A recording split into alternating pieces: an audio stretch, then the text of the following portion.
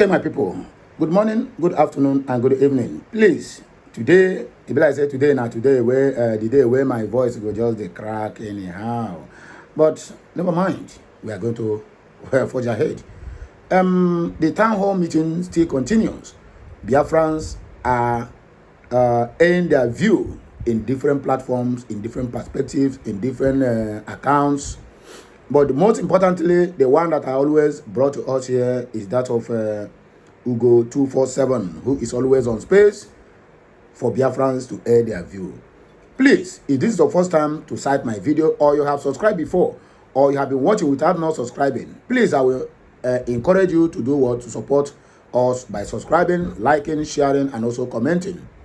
I told us yesterday about the kind of bully I am passing through just simply because I am defending my territory and I'm speaking about what is happening in Biafra territory over my people. So the only way we can put them to their toes, to their knees, is to make sure that this channel does not go down. We keep subscribing. We keep doing everything we can to support this channel. I want us to do a kind of in-house call program. That was why I'm doing this video. To also, I want to hear from you guys. We're going to be having a kind of 3-season Monday, Wednesday, and Friday in-house call on live, and you, the Biafrans, can make your call, and it will also be recorded while the video is going on. It is called in-house call program. You can call via WhatsApp because I don't want you to waste your credit on calling because of the distance and also time thereabout.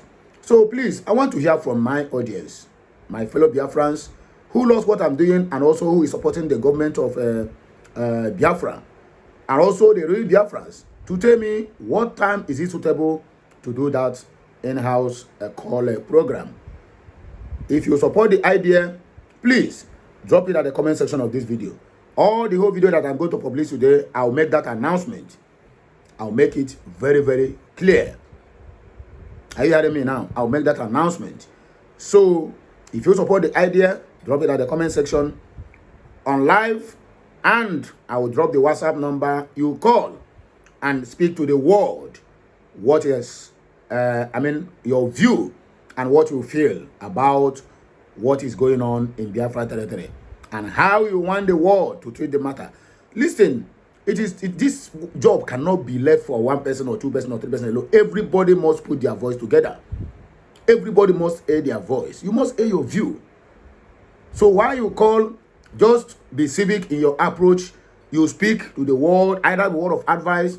You have any question to ask to the world, you ask. Don't you think they are not hearing you? They are hearing you. They are watching.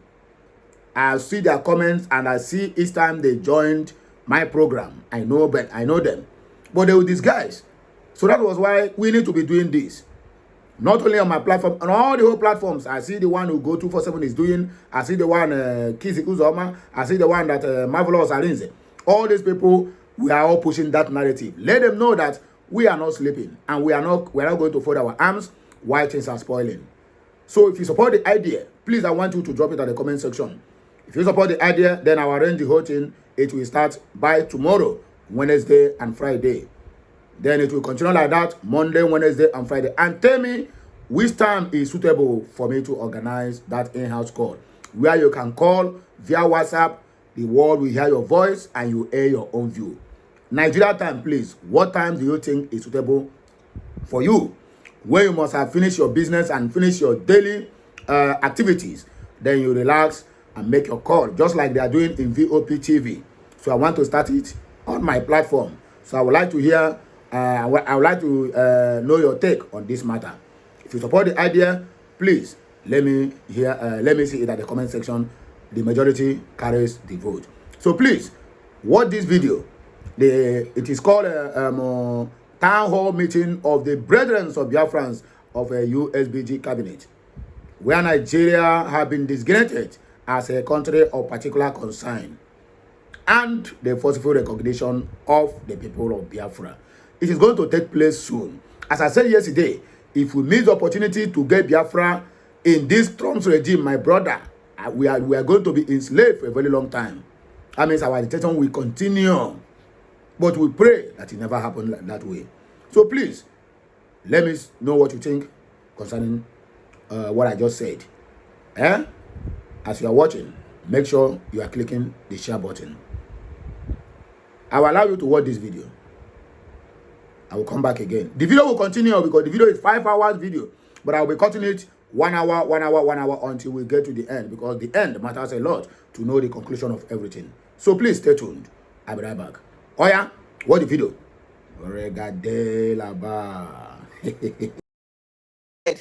You'll have the likes of the Nordic Europe countries, and in fact the rest of the Europe, and then the rest of United Kingdom, and then you then have the likes of the United States of America, who we don't know the position that they belong, but clearly Europe has dug their pitch, and we know where they belong, and they've dug in very deep, headed by Finland.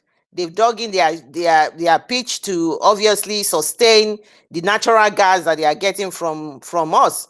And I just heard somebody who went to Dangote refinery who said they got there and he showed a picture of a lot of trucks all packed up, lined up, plenty of trucks. And he says those trucks are empty. They can't get petrol, they can't get anything. Because Dangote, what he said, I'm going to the headquarters of Dangote to go and find out what is going on. Absolutely what is going on is that the crude oil is not coming out as much because they have even sold crude oil 30 years ahead of time. Crude oil, that crude oil that we are saying in Biafran land, it's all been sold ahead of time. And the people that they have sold them to, you know them. And the natural gas that they are selling, you know these people. So those are the people that are joining hands together to say, we are going to make sure Nigeria remains the same. Because in this world, just like you and I, in everything, it's all what you call best interest. Is the best interest. My interest comes first. So their interest comes first. And that is why you saw Finland did a 360-degree and decided to put our prime minister and held him as a political prisoner, because their interest is a question of interest. Their interest comes first, and that is why they are doing what they are doing. But we will tell them, irregardless of your interest comes first, our interest comes first as well. Our interest as a Biafran is to continue to expose them, irregardless of anybody who is recognizing us. We continue to expose them. We continue to tell the world, the people of the world, not the government of the world, the people of the world who are listening to us, who will get to listen to this voice that I'm talking about now, my voice, will know that these are bullies, that they are bullying us. They have this colonization that they said it has ended. It is just even the beginning. It is now a refined colonization. That is what is happening now. Because what they are doing is that they say, you guys have no right to say you must govern yourself. You have no right to tell us you must separate, that is better. The Eastern Europeans separated. Oh, they call the country, they have Serbia, they have little countries, they call them all Yugoslavia, all of them. They, Kosovo, all of them, they cut them into pieces and they are all thriving and doing well. Oh, but when it comes to Nigeria, oh, no, you must stay together.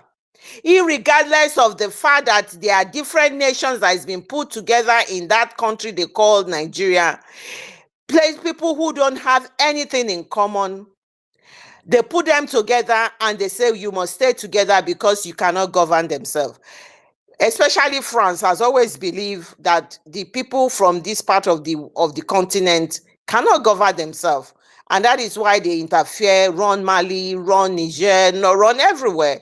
And they did it as a ploy to take their resources. And that is all what it's all about, best interest. So Biafrans, this war, they are not throwing bombs, they are not coming physically, but it's a different type of war that we are in. And believe me, this war, we must really get ready for it, because it is the world against us. We must make sure we put Donald Trump on his spot. We want to know where he belongs to. And that leads me to this topic that we've put in here. Obviously, the recognition of Biafra is what I've just talked about. That recognition, you can see countries from Europe is their own best interest. So they will be muted. They'll be quiet. They will not say anything. But when we now talk about this country, we now talk about what is going to happen. The picture of what is happening now in the United States in the next few months, weeks, will or few days will tell us the trajectory of where we are going. Because now there's going to be a debate in their House of Rep about being designating Nigeria as a country of particular concern. Because that was what Donald Trump put Nigeria previously.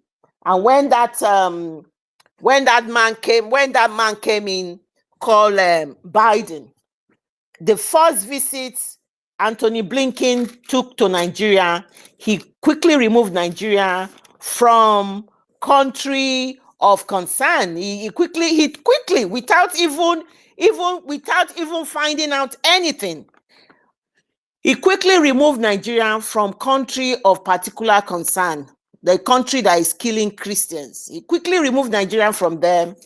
They had a $1 billion contract of various things, arms and all of that, military arms with the Pentagon and all of that. They've got all sorts of things. He impacted Europe. Well, it was when they came in, they were behind everything that was happening in Finland, that was happening in Europe. They worked together. They know about Biafra. They know about Biafra. And as they stand, obviously, the same scenario, they don't want Biafra to come out and be a nation. So they were working together with the Nigerian government. All Nigerian government will do is that he will sign away everybody's life for them to remain power. A bunch of corrupt people, a bunch of people who are cabals. In the last few hours and days, you can see the country is a shame. You have this trending thing that is going on, which is Tinubu, what do they call it? A terrible president. And you go all social media, you go in there, hashtag is all going around about him being a terrible president, like the young lady who obviously doing his national youth service corps in Lagos and found out that they only paid them 33,000 naira a month. And it's the first time I have left home. I'm leaving. I am doing my NYC. I go to the shop every day. They increase the price of things. I work very hard. Every money I get, I'm using it to pay bills. The girl was tearful. She was very disturbed and very tearful. And he says, what is Tinubu doing about it? And he said, I must say you are a terrible president. And what did they do to her? They clamped on her. They clamped down, and then immediately she put that something out on TikTok or something like that. What happened? Just like we know that this government pretend that they are running democracy, they are not. This is Tinubu style. That is how he had run Lagos State. He run Lagos State with all these Agbero boys that threatens people. It's the same thing. What happens now is replicating it in the federal level. And what do they expect? What do they expect? You can't expect anything less from him. He's a gangster and he will always run the country like that. What did they do to this young lady? Immediately he got a phone call from NYC, one of the this thing. We tell you, take down that video. Take down that video. You must not play that. That is rude. This, that. They were threatening her and all of that. And she said she's frightened. Of course. How did they get my phone number? How did they get, if they get my phone number, then they know they have my address. They know where I'm staying. So the poor young girl came out and said, look, listen, this thing has happened to me. I want the world to know. I want the world to know that if anything happens to me, this is what has transpired. Because this is why you see all our youths, you see people, they are just, they are being clamped down. It is like a military regime. They call it military democracy. That is what that is what they have. And they think we Biafrans, we will continue with that. Never. Never. That is why where we are now. A vibrant nation. We're not going to be part of it. They call it military democracy. That is what they have. There's no freedom of anything. You say something, they clap down on you. You've been sexually molested or sexually done something, they will gang up. All the people will gang up with you, against you. Even the women will gang up against you. That is what has been playing out. That is the type of government this man has always have, and there's nothing different from it. That is what they should expect. When El Rufai has come out to say, we overlooked your cocaine dealings, and then we overlooked your certificate forgery from Chicago, and thinking you are going to bring something. What does El Rufai expect? When you dine with a criminal, you are a criminal yourself. What does El Rufai will expect? El Rufai expect that when you have Muslim ticket, there you think you get everything. Your Muslim ticket brought us to what we have now, the Biafran government, and that is what it is. Because that will lead me to this redesignated Nigeria as a country of concern. Because the reason why they are a country of concern is that the atrocity that they have been doing all along, because they've been covered up by the Biden government and all of that. Now there's a new sheriff on the block. The sheriff was the one who designated them initially. They quickly removed them. We want to see how this is going to play out. There's going to be a debate.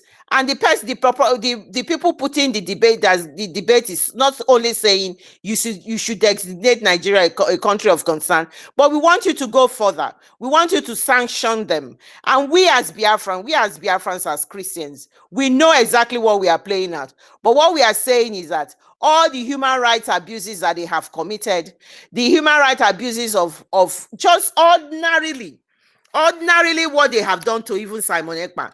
You see, the right of everybody has the right to be treated well.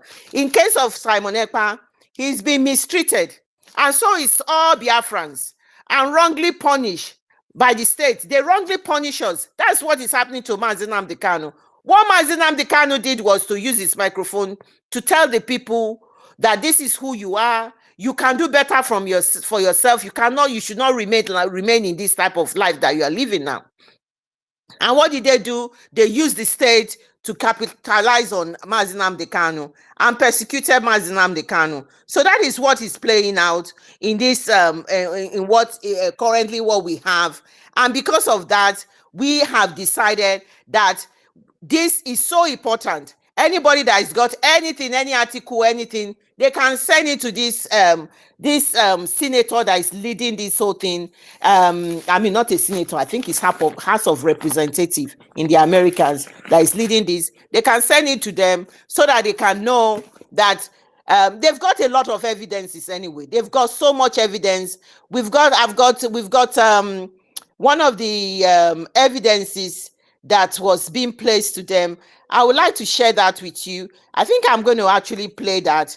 One of the bishops from Benue State, who eloquently talked about what has happened in Benue State, and the reason why Nigeria must be designated a country that persecutes Christians. I'm going to play that, if that's okay with the host. I'm just going to quickly play that, and then we play the response. The response from the member of House of Rep that is bringing that is taking this to their chambers to talk about it. It's something that should be of interest to every one of us. And then and the issue of how Biafrans have been involved and have been killed. When you look at those places that these people are, a lot of them are Biafrans as well, you know. So I'm going to play this one first so that people will hear. I don't know if you don't hear this, if it's not coming out properly, please just indicate so that here as the bishop, the Catholic Bishop of Makurdi Diocese, the capital of Benue State in Nigeria. I am the shepherd of one of the 4 dioceses, Catholic dioceses in Benue. We have others, Anglican, Methodist, and Pentecostals, which sort of them. Benue State has a population of about 6.1 million people, 2 million of whom are those under my care as the bishop of the diocese. Benue State is about 98% Christian, with very few Muslims living in towns. Nigeria and eventually my diocese and the state of Benue have become, in recent years, one of the most dangerous and insecure places for Christians. Christians and Muslims are nearly evenly divided among Nigeria's large population of over 200 million persons. Islamist extremists are fiercely contesting the possession, control, and governing law of the land, especially in the country's northern and central regions, the latter of which is where Benue is located. There are constant ethnic, political, and religious conflicts over land and allegiance. Constitutionally, we are a secularist country, but our unity has been fragile. Political and religious actions and even public speech have been carefully managed to avoid accusations of religious bias and political tensions. Today, the clear influence of Islamist extremists has changed the traditional social dynamics of tribe, ethnicity, religion, and the social status in Nigeria. Because just recently, at the beginning of the Ramadan fast, 12 states in northern Nigeria have declared closed schools so that they attend to this. And you can imagine which other country in the world does that. Saudi Arabia is not doing it. Afghanistan is not doing it. Baghdad is not doing it, but then Nigeria is practicing. What kind of Islam are they practicing? 12 states, and not only Muslims are living in these places. What happens with the educational program or curriculum of the country? But this is what we are going through every day in Nigeria. A long-term Islamic agenda to homogenize the population has been implemented over several presidencies through a strategy to reduce and eventually eliminate the Christian identity of half of the population. This strategy includes both violent and non-violent actions, such as the exclusion of Christians from positions of power and adoption of such church members, the raping of women, the killing and exploitation of Christians, the destruction of churches and farmlands of Christian farmers, followed by the occupation of such lands by the Fulani herders, and also changing the names of these villages. They are taking over the places, so you clearly see an expansionist approach and Islamic, and then they are making the people now flee and leave their villages, and they conquer it. The quest to Islamalize the land appears high on the agenda of some of the powerful and influential Muslims in Nigeria. There is a campaign to take land to spread Islam, and there is the hemorrhaging of Christian farmers from the central region of Nigeria and Benue State, and Makurdi diocese in particular, as they are forced to abandon fertile lands that use to feed the nation, which classify Benue as the food basket of the nation. Militant Fulani herdsmen are terrorists destroying society. They steal and vandalize, they kill and boast about it. They kidnap and rape, and they enjoy total impunity from the elected authorities. None of them have been arrested and brought to justice. This is supported by the corrupt system in which we operate and the abject poverty among us, which allow the criminals to easily attract more recruits and prey on more victims. Why is this happening? Is it really a religious war? Like in the past, many jihadists are motivated less by religion than by spoils of war and use their religion to impose themselves. In my diocese, the spoils consist mainly of fertile, well-tended land organized around my parishes or so. The jihadists come and adopt and kill the priests, leaving thousands without support and basic human services. And of course, when they disperse the people, the inhabitants, or the citizens, or the people of the lands, they take over. And any attempt to go back and take care of your farms, surely you get killed. The Makurdi diocese in Benue State has been the epicenter of the invasion by these herders, who are more like hired guns of cattle oligarchies, who manipulate religion to rally the herders to eliminate the Christian population and cleanse the land in the name of Islam. This objective is behind the relentless attacks against Benue's villages. When we call for help to the police and the army, they do not come. At the end of 2024, several villages were warned by the attackers of the upcoming violence, and the leaders called the police for defense ahead of time, but they did not come, and the Christian massacres, almost customary, took place, killing hundreds in Plateau and Benue, with the worst massacre claiming 47 people. The militant also burned down the 8 Catholic churches of St. Mary's Parish in the Diocese of Boko, which in Benue State, as well as the parish house, clinics, schools, and other houses.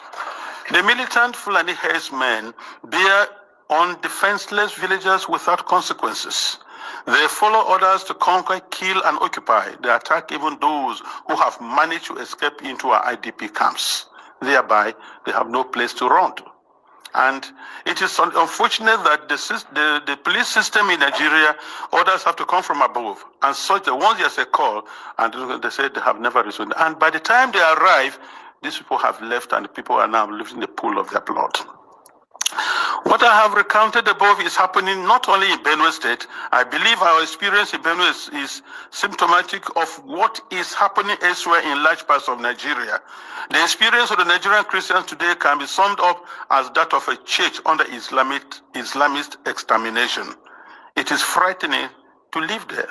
Apart from the violent campaigns and attacks against Christian villages, there are now attempts by the Islamic Council of Nigeria and various Islamic groups to impose Sharia law on the Christian populations. Already, 12 states in the north of Nigeria are under this sectarian religious law, and attempts to extend the same to the south of Nigeria, which they have started. This month, governors in the north decided appropriately to close all schools and education institutions during the months of Ramadan, leaving millions of students without learning opportunity for 5 weeks. We live in fear because at any point it can be our turn to be killed, but to remain silent is to die twice. So I have chosen to speak. I speak on behalf of the millions who are in the camps. In Benue State, in Makurdi Diocese alone, in my diocese, I have about 9 camps. 9. On the 5th of March, which was Ash Wednesday, we visited one of the camps, and many of my priests and religious went to the other camps, distributed them to begin the Ash Wednesday with our faithful who are there, because we are the voice of the voiceless. We have to talk for the defenseless. We have to talk about the weak and those who cannot talk about themselves. In one of the camps called the Mega Camp, there were over 3,000 inmates of that camp, and which was a record given to us by government. I speak on behalf of them and those children who have no husband, who have no father, and even their own voices taken away by the politicians who promised to help them, but have become the willing tools of the jihadists because they are talking politically correct statements, looking for next elections to come. I speak on behalf of those whose loved ones have been killed, but no one has even offered a word of consolation to them. I speak on behalf of the thousands of young girls who have been adopted and raped because no one, not even the media, mentions them anymore. Foremost, I speak on behalf of my flock who are unable to worship freely and unable to return to their ancestral farms and homes because that land has been ruthlessly taken from them by the armed herdsmen. And where they say they want to live in peace with the natives, if you must farm, you have to pay tax to hire the land which belongs to you. That is slavery, to say the least about it.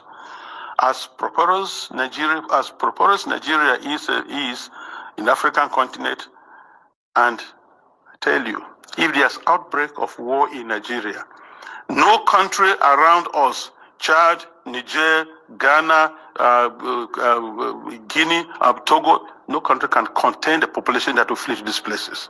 No country can be able to house over 5 million refugees. It's not possible because of that. And if 1 million refugees run to Chad and Niger, they'll collapse the other country because there'll be no plan to take care of them. So we have to be very careful. Today, I urge you all to use every means within your mandate to start developing a strong and good relationship with Nigeria, where you know that when you speak of human dignity, you are also speaking of the same God-given right you believe is unalienable. Consider that Nigeria can be your ally. But it cannot be one where half the population is in the process of being murderously eliminated. Work with us, the churches, and other Nigerians of goodwill. We are working for a peaceful and prosperous society, and our desperate plight has been set aside U.S. policy for too long, to the cost of thousands of lives. Concretely, I request and I plead, I ask you to redesignate Nigeria as a country of particular concern.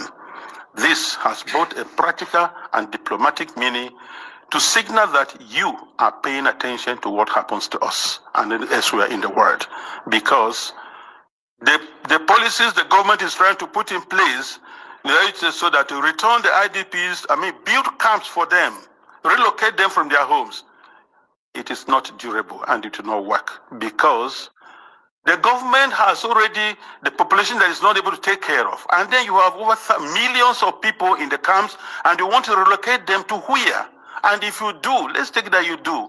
How many houses or rooms will you give me who has 5 children, another one has 3, another one has 2? And what will I be doing for a living? These people previously never begged anybody for food.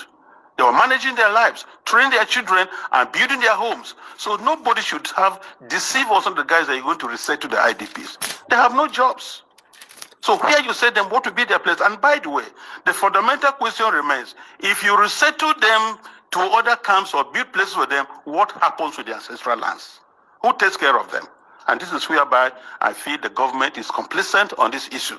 Because these terrorists, Fulanis, displace them, kill people, and then occupy the place, and then change names, nomenclatures of these towns. For what reason?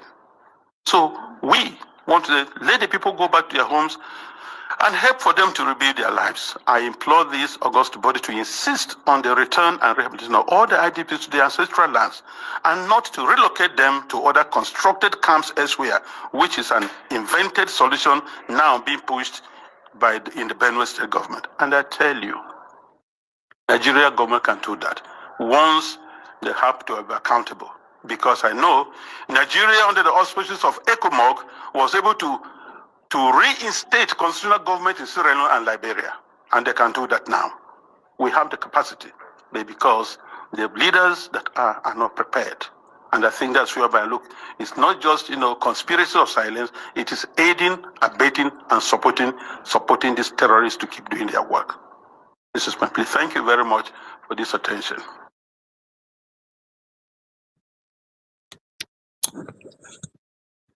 I hope that came true. I don't know whether you heard it. I don't know whether it came true and you could get everything that was said here. And that is why, brilliant. That is why we are fortunate and we are lucky, and that we have done what we have done. The 29th of November will always be a significant day in the history of Biafra.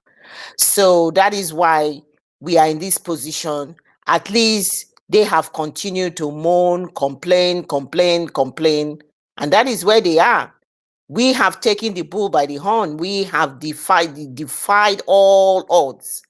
You know the former governor that was in Benue State that used to come out and moan and talk. What they did, they dealt with them. They brought somebody who is Fulani friendly, and you don't hear jack from that place. They are killing them. They are in silence, and this one has come out to say, I am not going to be silent anymore. I cannot die twice.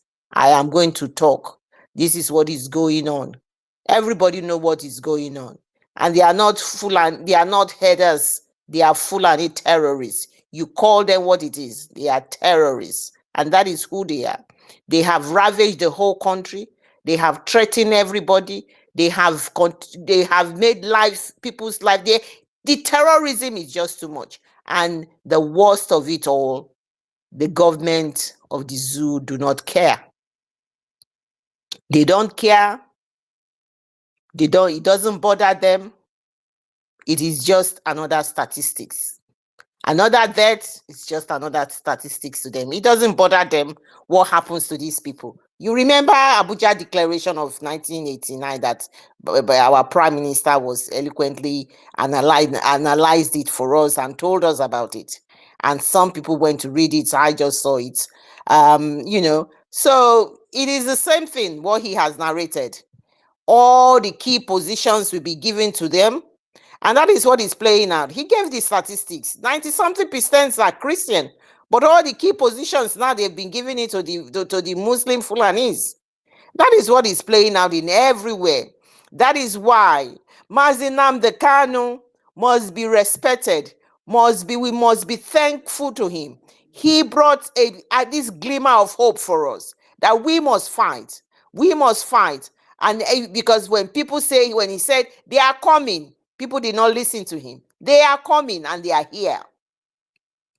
They are here. When I play this tape now, people are just far. Oh, it's happening in Benue State. If we do not do anything, they are coming everywhere. The whole of the whole of Abuja, Yoruba land has been overtaken. It's overrun. I'm just even checking somewhere now. There's some places burnt in Akure or something like that. Everywhere it's been overrun. But that is why we are fighting. You saw the. Just excuse me, please. Just give me a second. You saw what happened. You saw what happened in what do they call it? In what happened? Sorry. Well, you saw what happened in is it Onitsha? Yes, it's Onitsha market. You saw the London boy going to sit down to break fast with them. They are everywhere in Enugu, everywhere. The Muslims, in fact, the whole of Delta area, the whole of Edo State, Auchi, all those places, even in Edo itself, they are the ones buying the land and building their houses now. They've taken over everywhere. That is why we are the unique ones. We are the ones that is standing gidigbam and say, no, we can't be part of this. And like everybody say, it is not a religion that when they take over, when they want you to be a Muslim like them, they want to be in control of everything, in control of the government. They want to be the one that will dictate what will happen. And the Wahhabi type of Muslim that they practice, especially, is so dangerous that your rights completely, especially we women, completely our rights will be so eroded is unbelievable. You see what they do, what they are doing, how they will clamp down on this thing. Look, they haven't even asked anybody. They haven't asked the educational federal government of Nigeria educational system. They closed all the schools. They closed the schools because it's a fasting period, and when they close, and they have the audacity to be shouting that we are sitting at home every Monday. They are doing this, they are doing that. We are sitting at home every Monday, but they have closed all schools. That during this fasting period, nobody goes to school. The other day, there was a Catholic school. Whether it's a Catholic school or one is a Christian school anyway. I think it's a Catholic school where some of the Catholic school the education is very good, and so you have children who are Muslim who goes to the school. Believe it or not, they had a court. I think they even took their case to court. What they now said, the Muslim that came to a Catholic school to study, they are now saying they want to be wearing hijab, they want to cover their face, they want to do this and all of that. And the school said no. Do you know that as I am telling you, they have just changed the school things around, that those people have rights. This is the tendency. This is what we are saying. That when they come, they overtake and they will impose their law, even override the government. That is the danger of this. Nobody says nobody should not practice their religion. I live with Muslims, but it's just that tendency to override everything and overtake something. It has to be the law, and that is it. And some of them can be really archaic and ancient law that they think they have to still obey. So that is what is playing out. So this bishop from this Benue is said all of the pardon. Oh, I haven't even gone to that Bishop Coker soon. No, is this bishop from Benue State, who have just read everything out, who have just said everything that is happening in Benue State. It is not news to us. We know what is happening, and it's not even unique to Benue State, but because Benue State was, they ravaged Benue State so badly, and the tragedy of it is that within the next few years, if nothing is done over there, thank God the part of Benue that is Biafra will come to Biafra. If nothing is not done, he's already said it.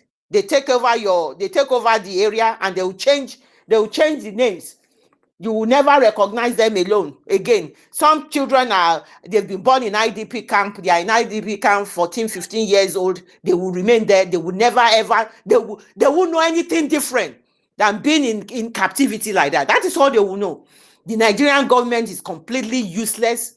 They are not able to do anything. They will not do anything. It is not anything of interest. But because now that Trump has come back, and this thing is coming out, and people are coming out now, whenever you hear Nigeria being put in a position like this outside the shores of Nigeria, they then get concerned and worried. So what has happened now? What did Tinubu do? Tinubu now have decided to invite all the bishops down to Abuja. Before, they didn't know they were existing. Now he has invited them. Before, the bishops wanted to talk to him. He won't even have audience with them. But because now, he now understands that there is something going to happen in the American House of Rep. They are going to debate about this. Designating Nigeria as a country of particular concern, killing Christian. So they know they are going to do that now. Now he's interested. He's invited them down to Abuja, and then he's now saying to them, part of the things that I picked out that he said to them, he said, please, what is happening is not only happening to Christian, it's happening to everybody. My wife is a pastor of the Redeemed Church, so it's not only them, it's everybody that this is happening to. So we need to work together. It's now they know they want to work together. And then obviously he called Bishop Coker and all of those ones. They talked about whatever they want to talk about. We want to say to them, irregardless of whether you call off the bishops and to talk to them, in order for them to put hands in a one piece of paper to take down to America, everybody knows the truth now. Everybody knows the truth. No amount of coercion, no amount of promises, no amount of deception, no amount of anything that you are going to talk with these bishops that have been muted all along. That has, when people are being killed needlessly, you will never see them say anything. People have put themselves out. The organization who has been working tirelessly, who has been lobbying the world to let them know the plight of what is going on in Nigeria. Now you want to reap the reward. You now want to say you are all bishops. You are now saying, what is happening now? Okay, Tinubu has only been there for 1 year. And a year you cannot say you can achieve a lot in a year. You are going to give time, and then you are going to sort of block the progress a lot of hardworking people have been doing to expose that this country called the zoo, Nigeria, must not be left the way it is. It needs to be dismantled. It needs to be broken down. It is a cancer that needs to be cut off because it has killed so many people. It does not serve any purpose. Since it's been put together, there has not been any purpose for that zoo. It has always been pain. Nothing anybody gains from the zoo. Nothing, being in the zoo has never been anything joyful to anybody. It has only been rewarding to the criminals, to the corrupt element, to the cabals, those people who have sat down in the federal position and have squandered the Nigerian resources that people have, they're supposed to be shared by everybody. They have enriched themselves and their family their children goes to the best school, their children goes to the best holidays. They always do everything. They have the best life, and people, innocent people, have always suffered. And now the government of Tinubu is using coercion to do everything. Young girl just said that, I bought crate of egg the other day for this. The next day he went there, crate of eggs has gone up. The girl was lamenting. Because of that, they are threatening her life. Though the other day, people came out to protest for hunger. They picked up children, young children less than the age of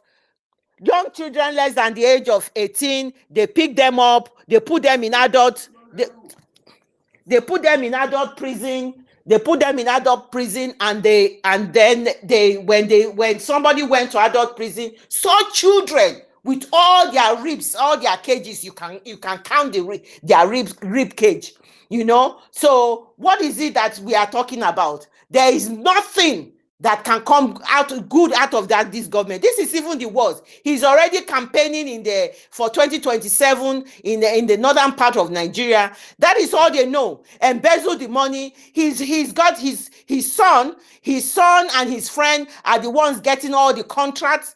They have a refinery. They are part of the refinery in Malta.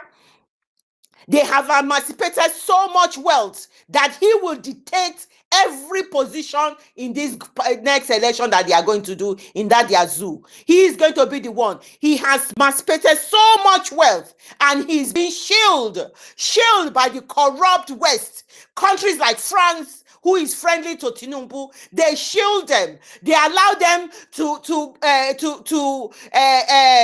they allow them to be able to put all this money in their country. How did they even call it? The English word. It has the English word has gone from my mouth by there. They embezzled all this money with their corruption, and they allow them to deposit this money, and they are going to use it. The other day, this is a ruthless man who brought the van. You saw him during the election, brought that van to his house with money in it. He doesn't care. This is what is going to play out. So that is why it is so important that they designate the zoo as a country of particular concern that is persecuting Christians, and as a result of that, all the human rights laws, they are breaking it. They come to Biafran land, which is dominatory Christian people. They will kidnap people. They will pick up people, adopt people, take them to their barracks. They take them to the barracks.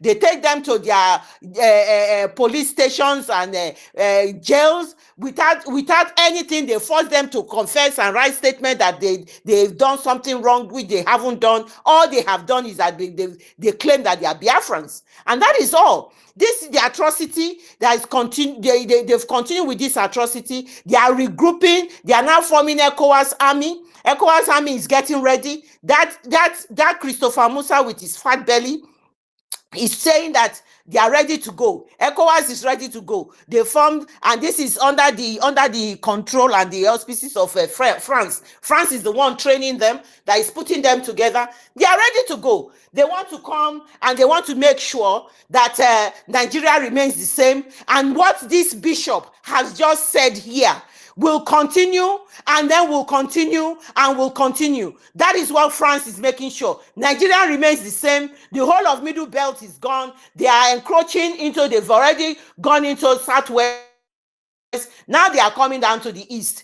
This is what they want, but the east is not go area, because the east is now what you call the United States of Biafra. They come in there, they come in as an occupying army, and we will treat them the way we will treat occupying army, because the Biafran land that we have is all sealed up. We are getting ready for them. They are coming, and the world must know that they must react to what everybody is saying here.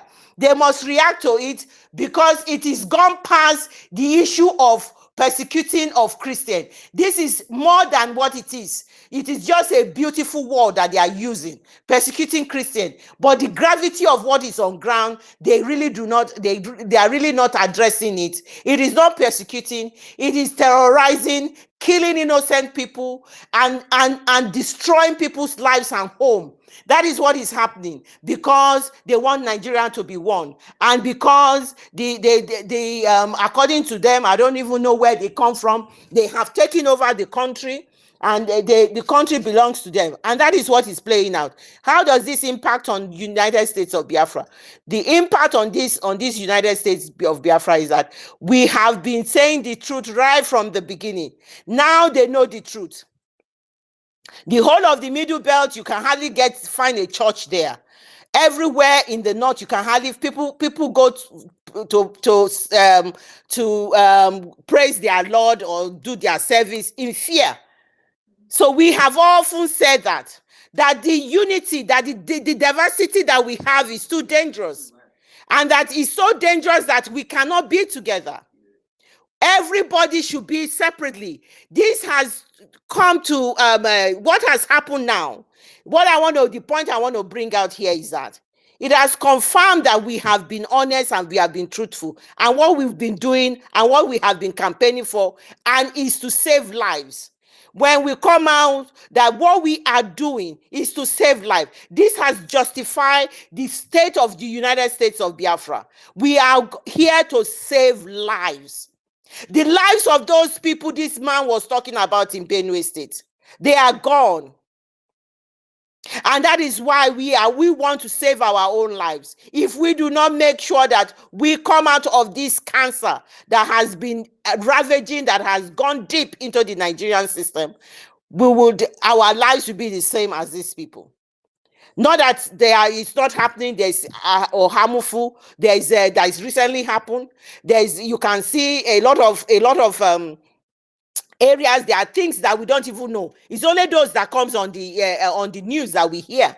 There's a lot of atrocity. You remember the day that young man was being dragged, they stopped him, was on the bike. They stopped him and they said he has they saw a bullet in his hand. But meanwhile, they were the one that dropped the bullet. They shot him at a close range, and we could see the atrocity. That is what you call execution. They executed him, kill him, shoot at sight. They killed him. And these are all atrocity that is being committed.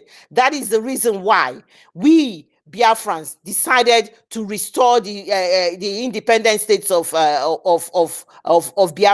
on the 29th. And the only way up for us is to continue to defend this Biafra that we have. Because at the end of the day, he is claiming that, if there's anything happen, there'll be refugees. As far as we are concerned, we are Biafrans. We will not even go with the way the Nigerian project is going anymore. It has not saved life. It is killing people every day. The solution to it is what we have purported, and that is what we are doing. And they always complain, moan, thinking things will change. Things can never change, and that is what it is. And that is why we, the United States, whenever anybody tells you anything different, remember that you are the one doing the right thing. You are the one trying to save lives. You are the one that Chukwokika Biama has given that knowledge, that intelligence to know that the only solution is to make sure Nigeria is being,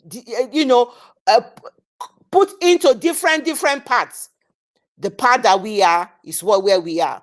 Whether the United States of America, whether Europe, whether any other countries in the world do not share what we are doing, we know that what we are doing is right. We know we are saving our lives. We know this beautiful country that is just barely 3 months old is the savior of our own lives. We cannot, because listen, Biafrans, it's not going to end in Benue. It's not going to end in Plateau.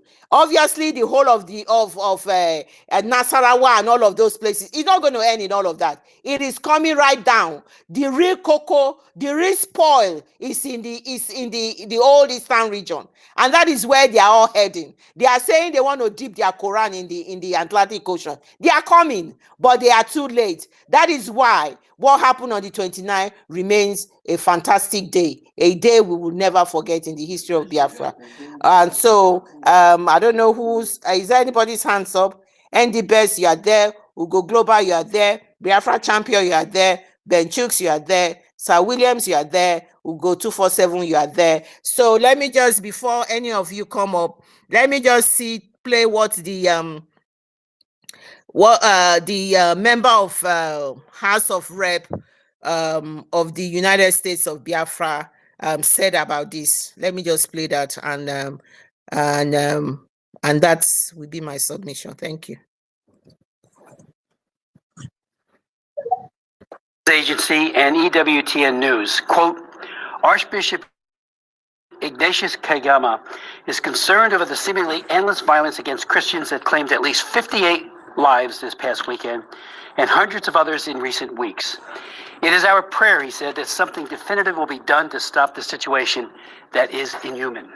Shockingly, that was more than a dozen years ago and part of my opening remarks at a hearing that I held on July 10th, 2012. One of several hearings, 8 in all, on religious persecution in Nigeria. And since then, things have only gotten worse. 1 year later, in 2013, I visited Archbishop Kagama in Jos, Nigeria. We visited churches, 5 of them that had been recently firebombed by Boko Haram, and spent hours listening to survivors tell their stories. Despite their numbing loss and pain, I was absolutely amazed at the survivors about their faith, very deep faith, their courage and their resilience. They were not going to quit, but they were looking to the government for help, and it was not coming. I also met with an evangelical believer named Habila Adamu. Dragged from his home by Boko Haram terrorists, he was ordered to renounce his faith. With an AK-47 pressed to his face, he was asked, "Are you ready to die as a Christian?" With extraordinary courage, Habila answered, "Yes, I am ready to die as a Christian." He was asked a second time, and he repeated his answer. His wife was pleading, "Please don't kill my husband." And yet he said, "Yes, I am ready to die as a Christian." This time, the terrorist pulled the trigger. A bullet ripped through Habila's face. He crumpled to the ground, bleeding profusely, left for dead. By some miracle, he survived. I met him at an IDP camp in Jos. I asked him to come to Washington to tell his story. He did.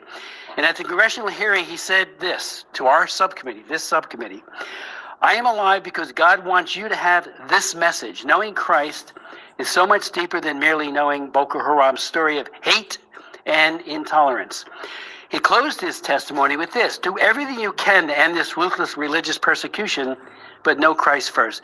To the end, everything he did was to witness, to radiate his love for God, but he was also calling on us to get involved and do something. Since then, however, the wanton violence against Christians in Nigeria has grown significantly worse.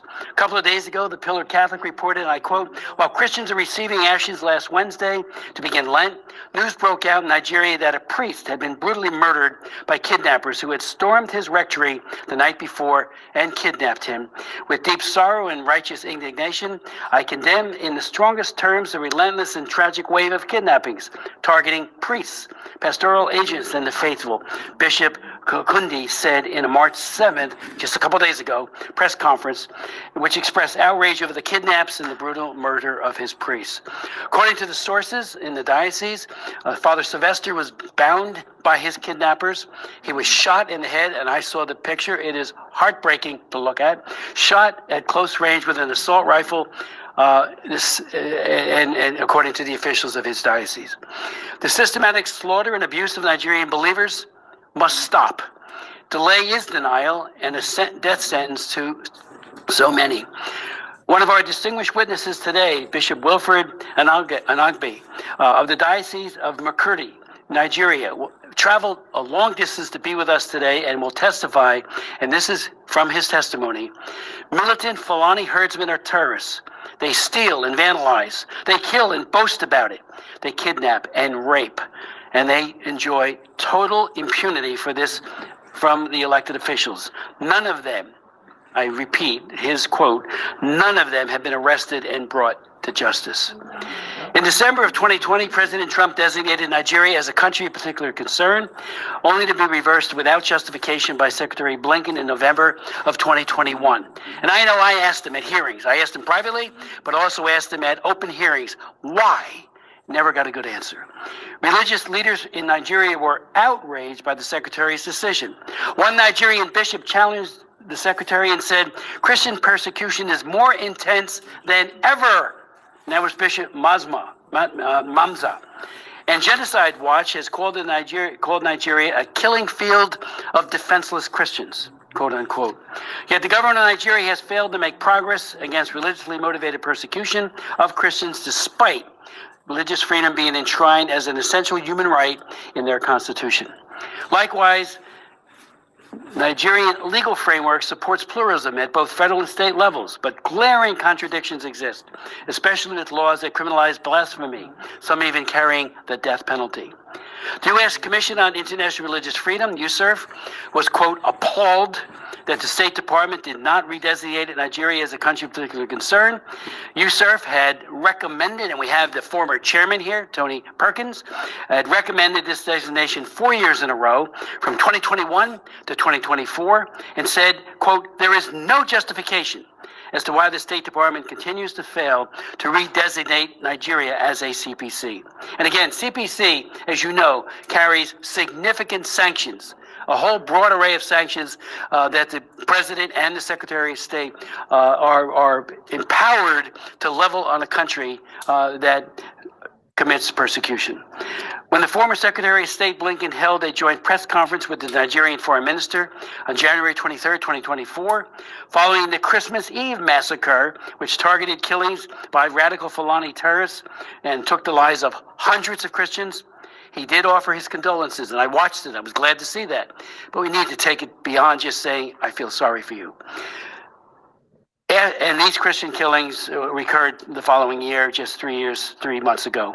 Make no mistake, these ongoing attacks are based on religion and diverting attention from it tonight. So let me just say parenthetically, I tried for 3 years to get the Clinton administration to designate Boko Haram as an FTO, the Obama administration, as a foreign terrorist organization. I held hearing after hearing, and they wouldn't do it. On the day I was marking up my legislation to do this, just that, State Department said, oh, we're going to designate them an FTO. And that was for all the crimes they were committing.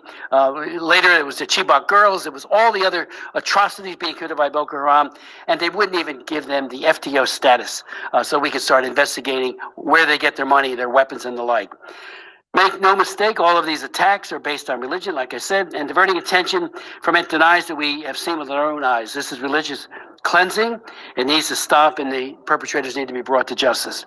Last year, the House Foreign Affairs did adopt my resolution, HRES 82, calling on the Biden administration to redesignate Nigeria as a country of particular concern. It passed exactly 1 year ago, almost a year ago, in the committee, but it never came to the floor. While I strongly believe that President Trump will again designate Nigeria as a CPC and do much more to assist the persecuted church, including the outreach to the Nigerian president, Tinubu, last night I did reintroduce the resolution, and I hope we will have a robust debate and it will get marked up. Help can't come fast enough. The killing fields are every single day, and we need to do more and do everything within our power to try to mitigate it. Let's not forget these horrifying facts. Northern Nigeria, and this is just Northern Nigeria alone, has seen the destruction of over 18,000 churches since 2009. 18,000 churches. I saw 5 of them, totally burnt out, and many people killed with car bombs and the like. An August 2024 report from the Observatory for Religious Freedom in Africa found that 55,910 people were killed and 21,000 people were abducted in the context of terror groups in Nigeria within just 4 years, from October 2019 to September 2023. I would point out that approximately 34,000 are moderate Muslims that have been murdered in Islamic attacks, and we speak out for them as well. I have met with imams in Nigeria, and if they speak, they're visited that following week by one of these radical Islamist groups, and it's not pretty. They'll kill them or do other kinds of mischief. About 5 million Christians have been displaced and forced into internally displaced person camps, IDP camps, within Nigeria. The 2023 watch list released in January by Open Doors this past January found that 89% of Christians, 89% of the Christians who are martyred in the world are in one country, Nigeria. The targeted violence starkly highlights the precarious state of religious freedom in Nigeria. Again, we're asking the president, Tinubu, he's got to take action. And we're going to, I'm hoping to lead a delegation to Nigeria. We've got to raise these issues, but it starts at the top. I've been to Abuja many times. The president has real power. He can do it. And we're calling on him to do that. Let me also say that and I will put the rest of my statement into the record, but this hearing, we're hoping will be a catalyst for action by our own government and also by Congress and, of course, above all, the executive branch. The new president has a lot to do, and I think he'll do this. And then, if necessary, impose sanctions. Where that has happened, there is change. Where it doesn't happen, the status quo, the killing fields continue. I'd like to yield to Ms. Jacobs for any opening comments you might have. According to the Catholic News Agency, sorry. Thank you so much. You can hear that. The killing fields continue. We hope if he's going to lead a delegation to the zoo, we'll hope he's going to be able to visit the United States of Biafra, and then we must have representative, because they classify it as Christian, but they know exactly that the same thing is happening in what's now called the United States of Biafra. Everybody knows the truth. They know the truth, but the point is that best interest is coming first. So that is what is happening. So I can see Tobechukwu's hands up. So I'll yield the mic to you, Tobechuku, to make your submission. Thank you for coming up.